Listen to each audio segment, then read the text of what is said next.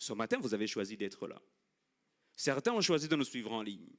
Certains n'ont rien choisi du tout, mais ils ont choisi de ne rien choisir. C'est aussi un choix. Ça va? Donc, le choix, on peut choisir de se fâcher ou pas. Les maris peuvent choisir d'être des bons maris cette année ou pas.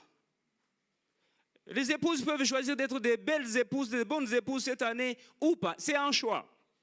On peut choisir d'être des bons parents ou pas. On peut choisir d'être des chrétiens engagés à l'église ou pas. Je ne suis pas en train de dire que je suis meilleur, mais depuis que je suis né de nouveau, j'ai décidé de ne jamais rater un culte. Et depuis que je suis né de nouveau, j'ai raté 2 cultes seulement. On peut calculer les vôtres? Donc j'ai l'impression que Dieu m'a aidé dans le choix que j'ai fait de toujours l'honorer. C'est un choix. Donc chaque jour que Dieu fera, de cette année, il y aura à faire des choix. Ça, c'est la première des choses qu'il faut noter. Donc chaque choix aura des conséquences, justement. Des conséquences positives ou négatives. Des conséquences à court terme ou à long terme. Est-ce que ça va toujours? Et du coup, j'ai envie de dire, chaque choix finalement révèle notre identité parce que chaque choix va révéler l'inclination de notre cœur, va révéler le penchant de notre cœur. Je peux choisir d'être désagréable, je peux choisir de pardonner ou ne pas pardonner. Moi, j'ai toujours dit, un enfant de Dieu n'a pas d'autre choix que de pardonner. Vous n'avez qu'un seul choix dans ce sens-là. Hein, je pense toujours à une blague d'un frère, apparemment il aurait enceinté une fille et ses parents sont catholiques pratiquants et il dit j'avais 2 choix, soit l'épouser ou l'épouser. Voilà. Donc bien aimé, opérer des choix, ce n'est pas une option. On doit opérer des choix. Et comme on le dit, même ne pas choisir, c'est déjà choisir, n'est-ce pas? Et du coup, comme je le disais, il y a quelques choix, des fois qui cachent des pièges si on ne prête pas suffisamment attention. Donc, il nous faut doubler d'efforts et surtout, quand nous sommes dans les temps difficiles. Quand nous sommes dans les temps difficiles, parce que souvent nous avons tellement la seule envie de nous en sortir et on ne fait pas attention justement à comment il faut s'en sortir. Premier point, il viendra, ou sinon il surviendra des temps difficiles cette année. N'est-ce pas? Je l'ai déjà dit vendredi, je le répète. Il surviendra des temps difficiles. Dans le texte que nous avons lu aujourd'hui, c'était la famine. Pour quelques-uns, ce sera probablement le chômage. On va vous virer, c'est possible. Mais oui, pour quelques-uns, ils se rendront compte qu'après quelques années de mariage, il y a une question d'infertilité. Ça peut arriver. Pour quelques-uns d'autres, ce sera l'échec à l'école. Ce sera la disparition d'un proche. Pour quelques-uns, ce sera la stagnation professionnelle. Vous travaillez des années, vous vous attendez à la promotion, mais vous avez l'impression que vous n'avez pas la fiche chez le RH. Il y aura des temps difficiles. Dans les temps difficiles aussi, souvent on a l'impression qu'on est dans une incompréhension totale. Comment? Monsieur s'appelle Elimelech. Vous savez ce que ça veut dire? Dieu est mon roi. Mais dans sa vie, il ne règne plus ces temps-ci. Hein? On dirait qu'il a oublié. Le roi l'a oublié. Sa femme s'appelle Naomi, ça veut dire grâce, douce. Mais sa vie est loin d'être douce actuellement. Ils habitent à Bethléem, ça veut dire maison de paix, de pain. Et pourtant, c'est une maison de pain sans pain. Vous savez, souvent, on a l'impression d'être aux antipodes de ce que nous devrions vivre. Hein? Vous vous appelez le grand, mais vous êtes de petite taille. Vous appelez le fort, mais plus mince que vous. On meurt. Vous appelez le riche, et pourtant on a du mal à manger. Et vous savez, il y a quelqu'un qui est un cas typique dans la Bible, il en est déjà parlé ici, Zachée. Il s'appelle le pur, c'est ce que ça veut dire le mot Zachée. Hein. Mais c'est quelqu'un de corrompu. Aux antipodes. Et des fois, on vit des choses comme ça. On a vécu tellement de grâce, tellement de bénédictions, tellement de prophéties favorables. Mais des fois aussi, on peut vivre des temps difficiles où on a l'impression d'être aux antipodes. Je peux dire aussi un autre cas, et la Bible le précise ici, on dit ici, ils sont Éphratiens. Ce n'est pas un hasard qu'on le précise. Parce que Ephrata, c'est l'ancien mot, c'est l'ancien nom de Bethléem. Ça veut dire fertilité. Donc dans leur lieu, ça s'appelle fertilité, mais il y a famine. Contradiction.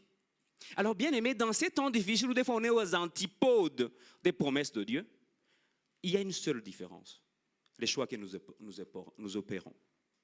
C'est seulement les choix que nous faisons dans ces temps-là qui feront la différence. On peut choisir de faire confiance à Dieu ou de se débrouiller seul, n'est-ce pas? On peut choisir d'être fidèle à Dieu ou servir d'autres dieux. Et ça, c'est le cas c'est plusieurs cas dans la Bible des Israélites. Souvenez-vous, Moïse tarde à la montagne, Exode 32. Ils font quoi? Ils se font un veau d'or. Et après avoir fabriqué, il dit, voici le Dieu qui vous a sorti. C'est pas possible, vous avez besoin de le fabriquer quand même. La petite logique, c'est ça. Et la plupart des fois, quand nous sommes dans des temps difficiles, vérifiez bien, nous fabriquons des petits dieux. Ça peut être un mari, un homme, un garçon. Ça peut être un boulot. Ça peut être une femme aussi. C'est possible. Dans le texte prophétique, cela souvent, quand vous lisez surtout Osée ou Ézéchiel, vous allez voir que souvent on appelle ça la prostitution. On appelle ça l'adultère spirituel. Ce fait de changer et aller révérer d'autres dieux parce qu'on passe par des temps difficiles. C'est se fabriquer un veau d'or pour nous en sortir. Mais il y a aussi d'autres qui ont fait le choix contraire malgré les temps difficiles. Rappelez-vous de Shadrach, Meshach, Abednego. Il dit, même si Dieu ne nous sauve pas. Vous savez, c'est une question de choix. Quand les gens me disent, vous n'avez pas d'autre choix, c'est faux. Vous avez choisi de faire ce choix-là. Ça va? On peut parler de Daniel lui-même, dans le même livre. Hein? Mais aussi, je pense que je l'ai déjà dit la fois passée au mois de mars ici, c'est aussi la question des sages-femmes juives qui vont décider de ne pas tuer les nouveau-nés alors que Pharaon leur a demandé. C'est un choix. Donc souvent on a dit non, en fait on ne pouvait pas faire autrement. Non, des fois nous avons choisi la sécurité.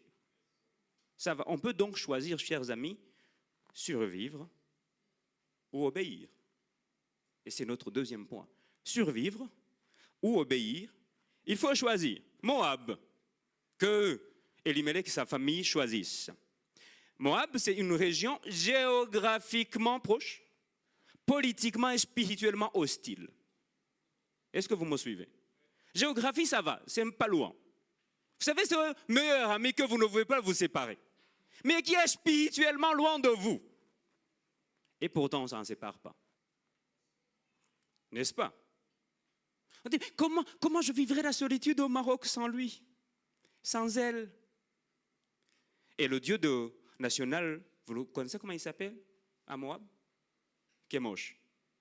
Où il y a des pratiques tellement extrêmes à telle sorte qu'on sacrifie des êtres humains. C'est dans ce lieu-là qu'ils vont choisir d'habiter. Alors que Bethléem, c'est la terre de l'Alliance. C'est la terre où déjà ça s'appelle habituellement, c'est le lieu fertile, d'où le nom, hein, Bethléem. C'est maison de pain dans le sens où il y avait tellement d'orge et tellement de blé. Donc, malheureusement, du fait qu'ils vivent en temps de famine, ils vont décider de quitter ce moment. De cet endroit, j'allais dire. Ils vont décider de quitter le lieu d'alliance pour la bouffe. Vous avez déjà vu des gens qui se corrompent pour la bouffe, non?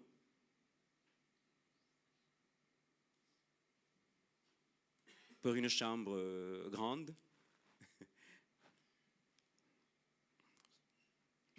J'ai pensé à quelques exemples, mais je ne les donnerai pas ici.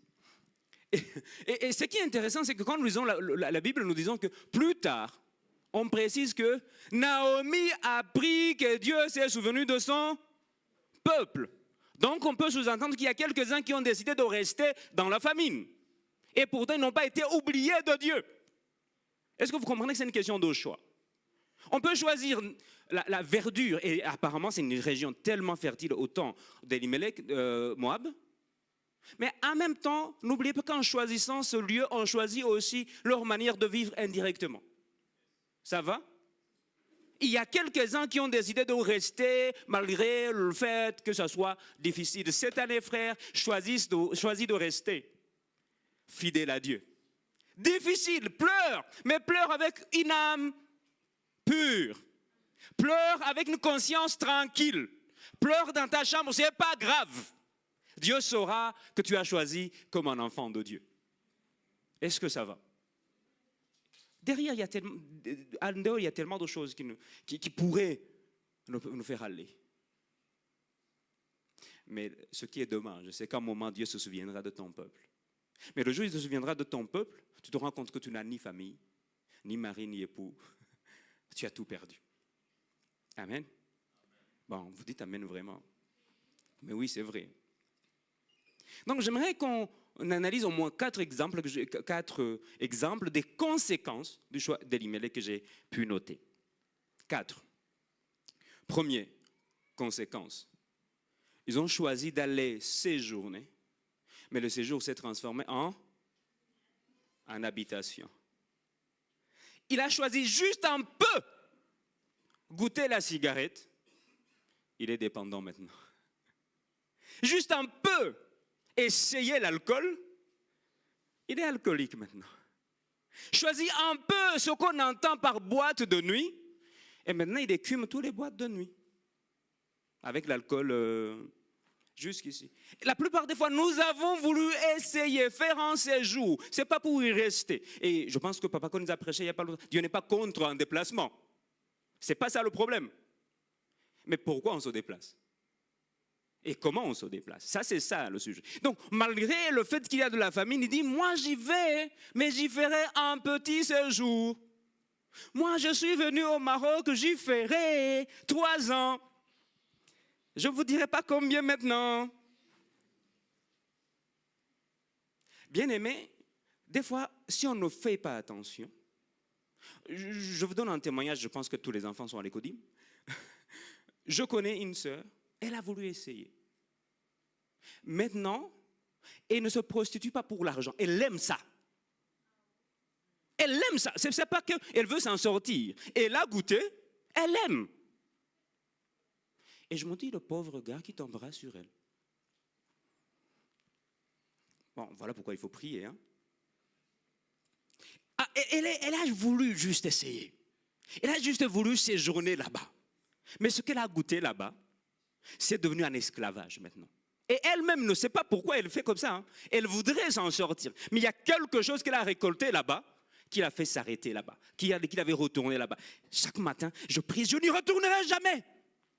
Jour suivant, pardonne-moi Seigneur. Parce que des fois, il y a des choses, ça ne vaut même pas la peine d'essayer. Bien aimé, pourquoi vous essayez quand vous savez que la mort est à la clé?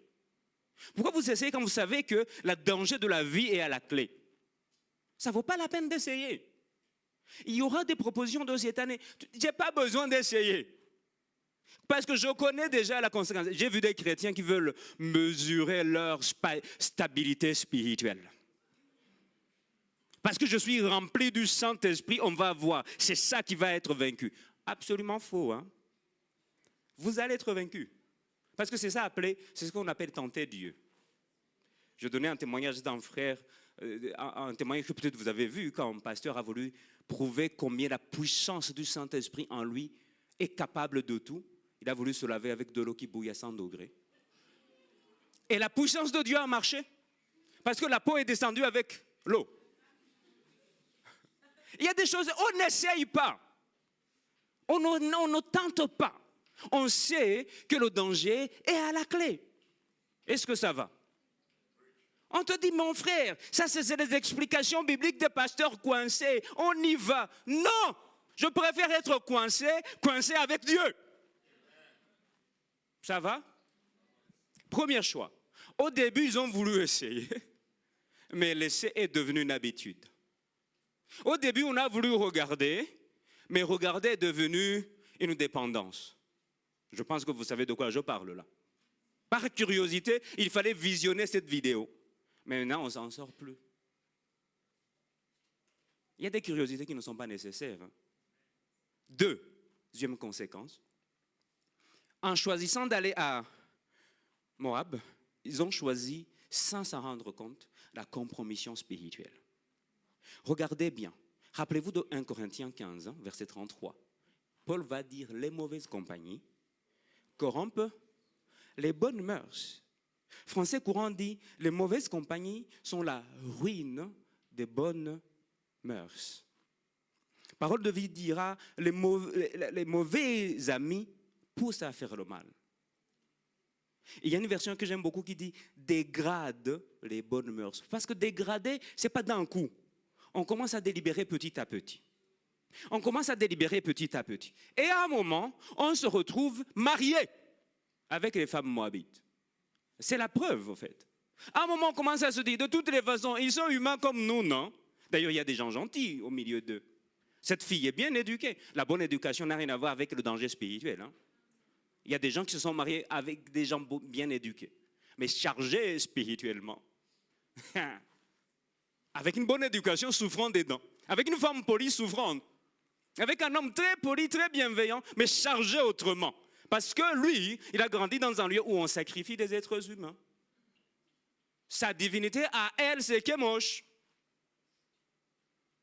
Il y a des lieux, quand vous y allez, vous savez qu'à un moment donné, il y a des choses qui vont vous influencer. Combien par jour vous avez dit Hamdoulillah? Est-ce que vous avez activé un jour, je vais commencer à dire Hamdoulillah? Ça, c'est venu naturellement. Heureusement que ce n'est pas un mauvais mot. Hein.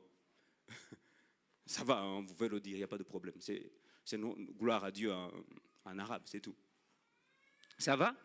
Il y a des choses qu'on a commencé à faire avec, mais on ne s'est pas rendu compte. Et attention, si c'est aussi dans la sphère spirituelle. Il y a des fois, il y a des choses, des pratiques spirituelles qu'on commence à laisser. Vous imaginez si sa femme veut sacrifier quelque chose. Il l'a épousé, il fait comment? Et il va dire, mais quand tu m'as épousé, tu savais que moi je sacrifie des êtres humains. Vrai ou faux? Non, mais je fais, non, tu m'as choisi, tu savais que je vivais comme ça. Ça va? Et il y a des hommes, en nous, je te dis, ah, tu m'as choisi, tu savais que je vivais comme ça. Donc, comment tu veux que je change maintenant? Ce n'est pas mon problème. Donc, bien aimé, le choix de quitter Bethléem a conduit aussi à la compromission spirituelle. Et la preuve en est que tous les deux ont épousé des Moabites.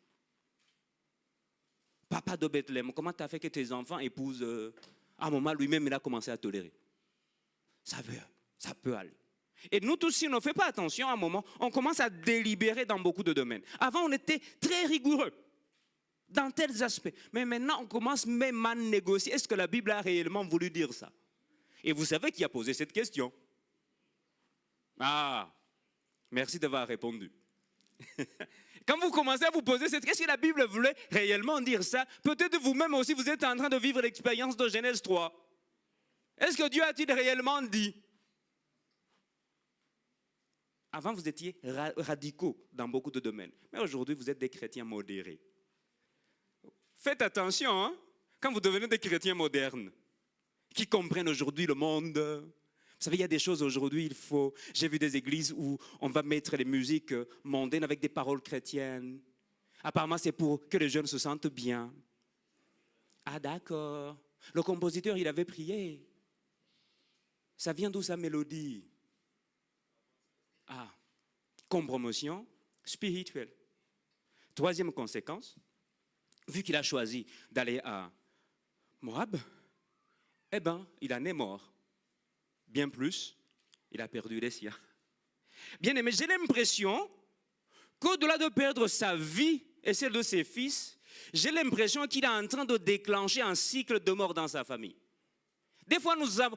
Mais en plus, c'est normal parce qu'il vit dans un lieu où on sacrifie des êtres humains. Peut-être qu'ils ont été sacrifiés sans se rendre compte. Vous me suivez toujours?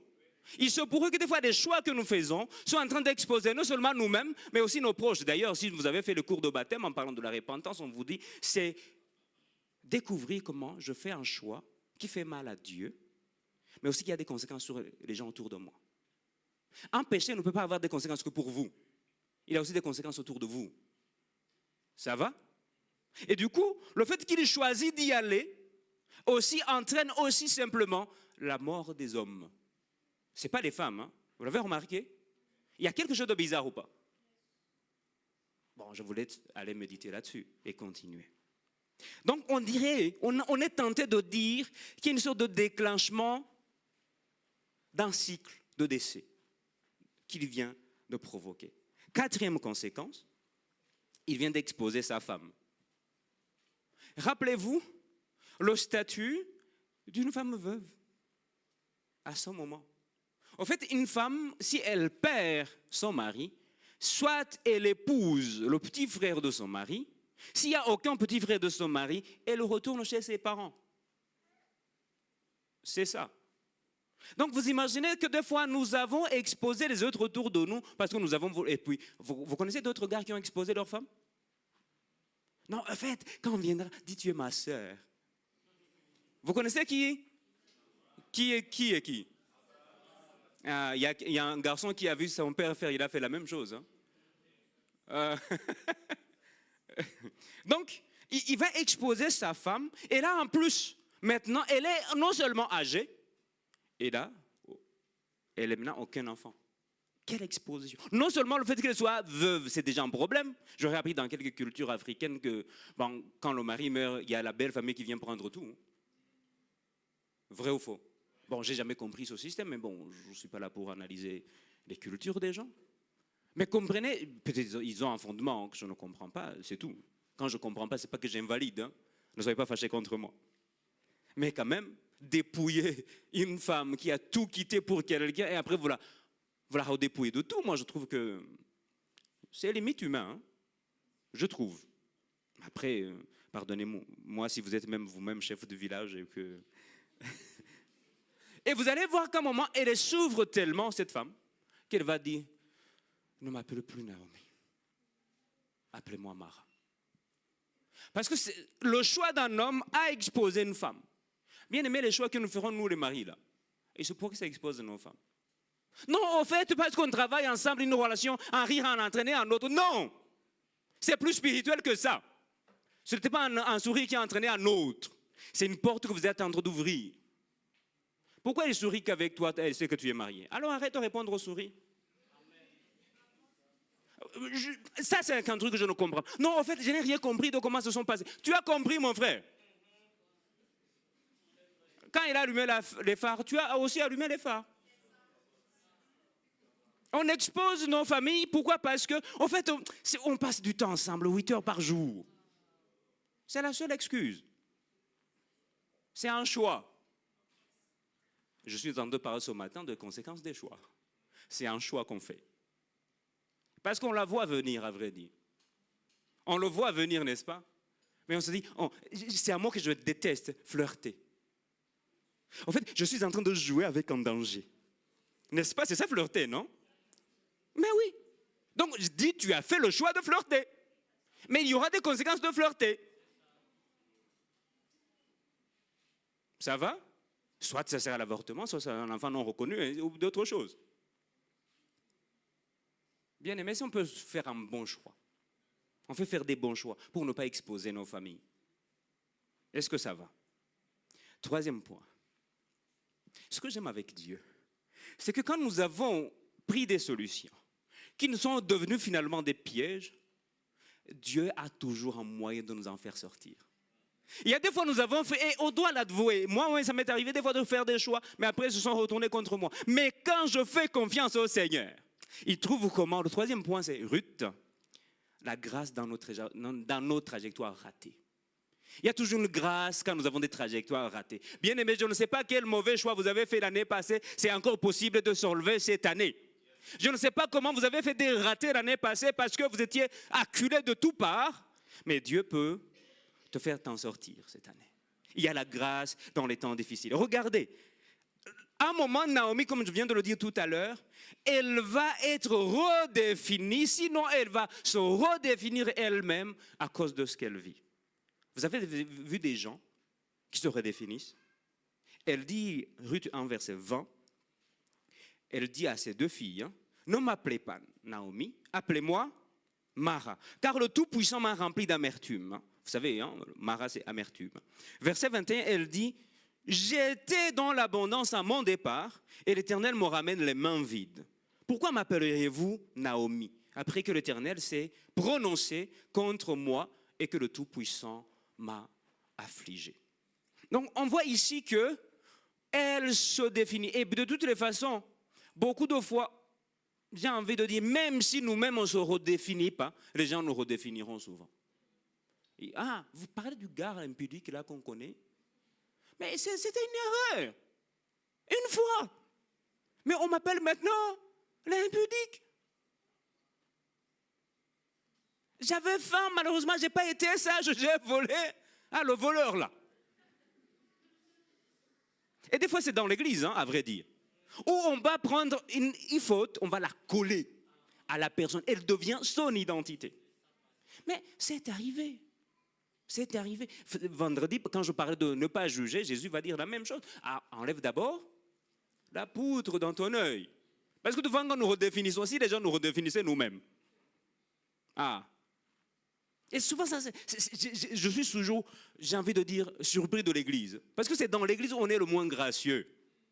C'est dans l'Église où on va coller l'identité à quelqu'un qui a fait un faux pas. Elle va dire, elle-même là, elle se voit amère. Bien aimé, il y a des fois, nous avons fait des choix, et ces choix nous ont redéfinis. Mais Ruth est une réponse. Vous savez, Dieu a toujours des réponses inattendues. Verset que nous avons, je n'ai pas voulu lire au début, c'est Ruth 1, 14. Les deux belles filles élevèrent la voix et pleurèrent. Quand elle a entendu les renvoyer, elles pleurèrent de plus belle. Vous savez, les deux pleurent, mais pas pour les mêmes raisons. Il y a une qui pleure parce qu'elle va vous quitter, mais il y a une qui pleure parce qu'elle voit sa souffrance et elle va rester. Donc, si vous avez appelé votre enfant au repas, n'enlevez pas, s'il vous plaît. Mais quand même, au repas pleure, mais on voit beaucoup d'hypocrisie dedans. Vous connaissez des gens qui pleurent, mais ils ont déjà les projets de solution. Vous avez galéré ensemble, ils pleurent, mais ils savent déjà comment s'en sortir, et toi, tu te rends compte qu'ils savent déjà sortir, et toi, tu es encore dedans. Vous avez déjà remarqué ça, non? Elle est en train de prévoir, bon, va-t'en, moi je reste. Heureusement qu'il y a Ruth. Donc, elle la quitte, mais Ruth s'attache. Mais quel attachement! Elle s'attache d'une sorte incroyable. D'ailleurs, c'est un verset qu'on aime lire pour les mariages. Là où tu iras, j'irai. Là où tu t'installeras, je m'installerai. Ton peuple sera mon peuple et ton Dieu sera mon Dieu. Quel choix! On pouvait dire, on sera copains. On se quitte en bon ami. Je te respecte, ma belle-mère. Non, non, elle dit maintenant, je vais t'accompagner dans ta galère. Je vais t'accompagner, malgré le fait que tu te sens amer, je resterai. Je prie vraiment que cette année, Dieu nous donne des Ruth. Dieu nous donne de la grâce qui nous corrigera de nos trajectoires qu'on aurait ratées. Et j'ai un exemple. Vous connaissez l'exemple? Joseph. Joseph, c'est un cas d'une décision ratée. Où ses frères, par jalousie, vont décider de le vendre. Mais j'aime beaucoup ce qu'il dit plus tard lui-même, Genèse 50, verset 19 à 21. Il dit, soyez sans crainte, car je suis à la place de Dieu. Car suis-je à la place de Dieu? Vous avez médité de me faire du mal, Dieu l'a changé en bien, pour accomplir ce qui arrive aujourd'hui, pour sauver la vie à un peuple nombreux. Soyez donc sans crainte, je vous entretiendrai, vous et vos enfants. Il les consola en parlant à leur cœur. Qui devrait consoler qui? Bien-aimés, même si vous pensez que tout est fini, Dieu a toujours une solution.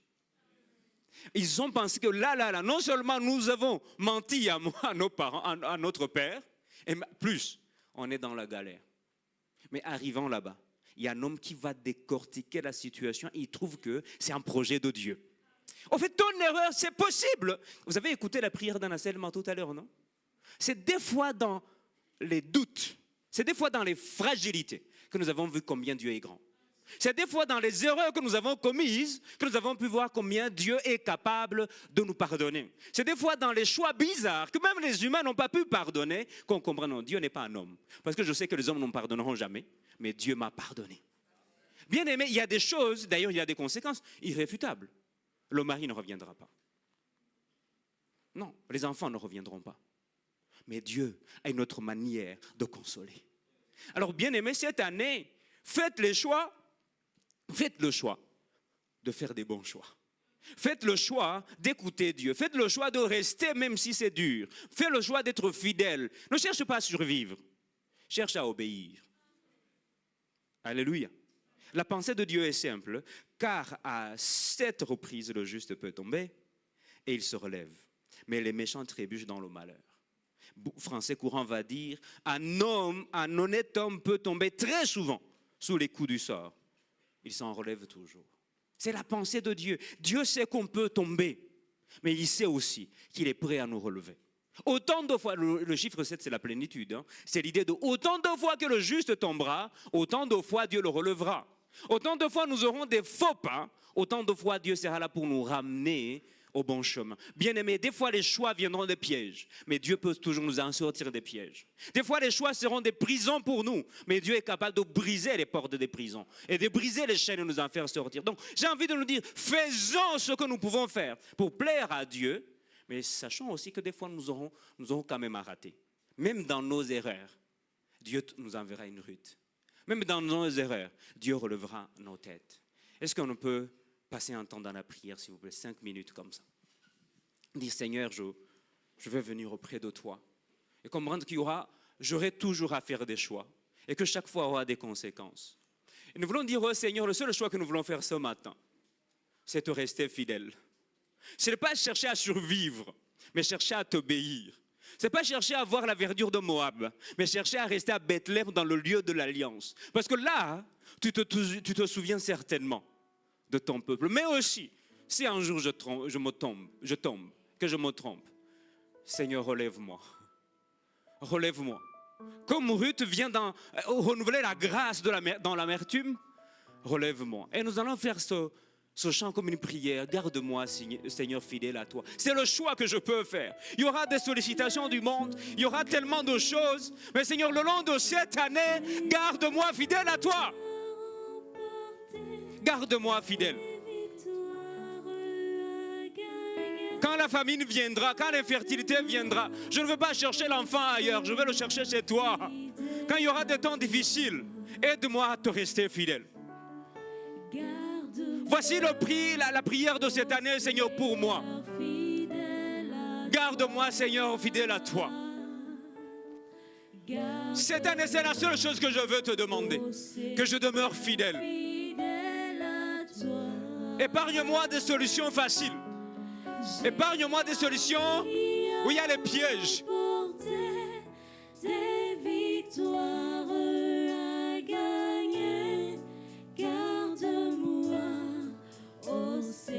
Est-ce qu'on peut le faire comme un cri de cœur? Seigneur, c'est la seule chose que je veux. Oui, garde-moi, Seigneur, garde-moi. Oh Seigneur, fidèle à toi. Aide-moi à faire des choix où je resterai fidèle. Il y aura certainement des temps difficiles, certainement des temps à faire des choix. Mais aide-moi, Seigneur, à te choisir toujours. Aide-moi à te choisir. Quand au travail, ça sera difficile, aide-moi à te choisir. Quand dans ma famille, ça sera difficile, aide-moi à te choisir. Quand dans mes ministères, ça sera difficile, aide-moi à te choisir. Garde-moi fidèle à toi. Garde-moi, oh Seigneur, fidèle à toi. Seigneur, garde-moi, garde-moi. Oh, non à la compromission spirituelle. Non au choix qui ne te plaise pas. Non au choix qui ne te glorifie pas. Mais oui à toi, pour toujours. Garde-moi, oh Seigneur, fidèle à toi. Dis au Seigneur, même quand je tomberai, aide-moi à me relever. Aide-moi à revenir auprès de toi. Je ne veux pas que la culpabilité me tienne éloigné, mais je veux aussi qu'une fois ça arrive, je ne sais pas, aide-moi Seigneur à revenir auprès de toi. Je ne veux pas rester loin de toi cette année. Je ne veux même une seconde. Si je fais un faux pas, donne-moi la grâce de revenir. Comment maman Naomi revient à Bethléem, fais-moi revenir vite auprès de toi. Seigneur, donne-nous la grâce de revenir auprès de toi, même quand ça sera difficile. Oui, peut-être des fois nous ferons des choix qui nous piégeront. Mais Seigneur, sors-nous de nos pièges. Oui, la Bible dit que des fois nous avons fait des choix insensés et nous t'avons accusé. Cette année, nous ne voulons pas faire des choix pour t'accuser. Mais nous voulons revenir auprès de toi dans l'humilité et dans la simplicité.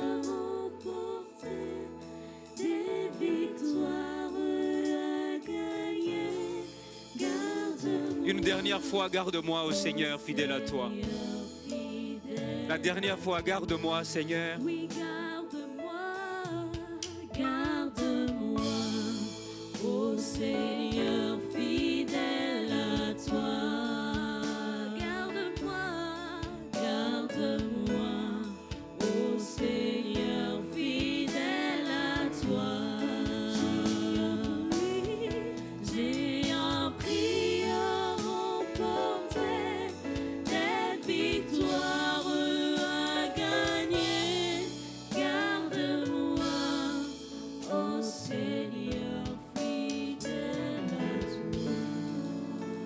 Amen. Est-ce qu'on peut acclamer le Seigneur pour sa parole ce matin? Alléluia.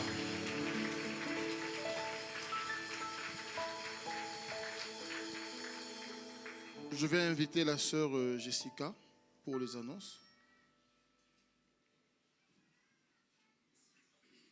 Merci. Bonjour Église. J'ai l'impression que la dernière fois que je vous ai vu, c'était l'année dernière.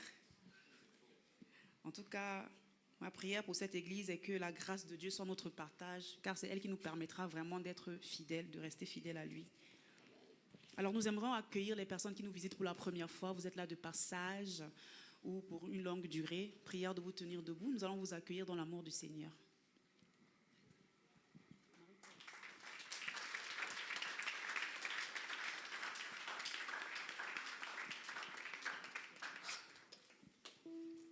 Alors, vous allez vous présenter votre nom, votre nationalité, la raison de votre présence au Maroc, s'il vous plaît. Bonjour.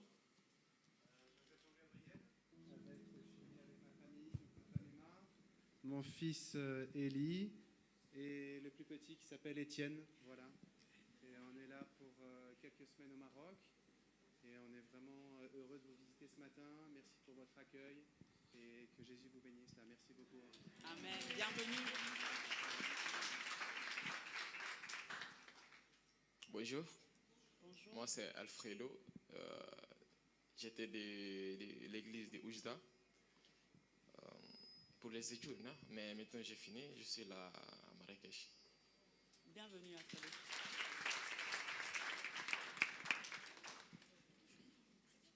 Bonjour à tous, Bonjour.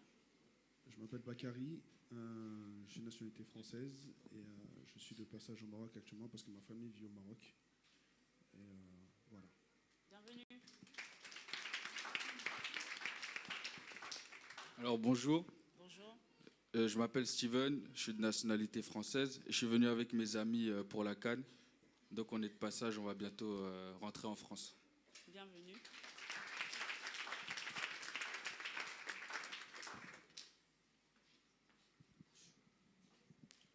Dieu vous bénisse tous. Amen.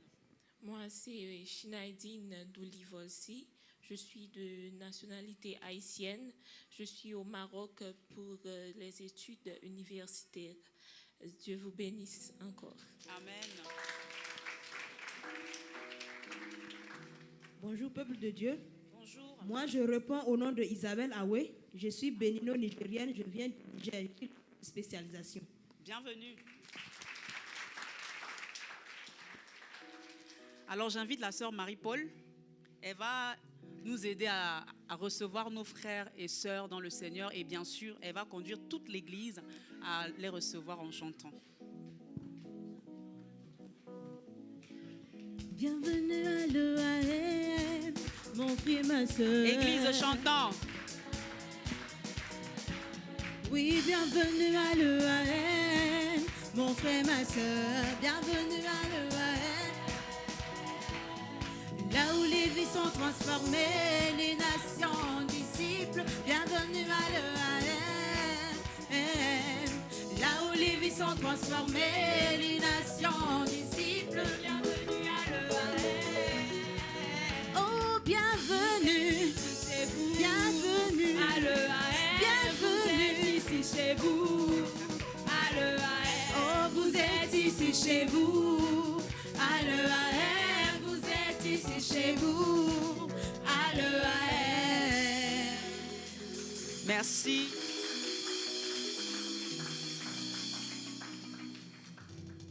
En tout cas, vous êtes ici chez vous, comme le dit le chant. Hein. N'hésitez surtout pas.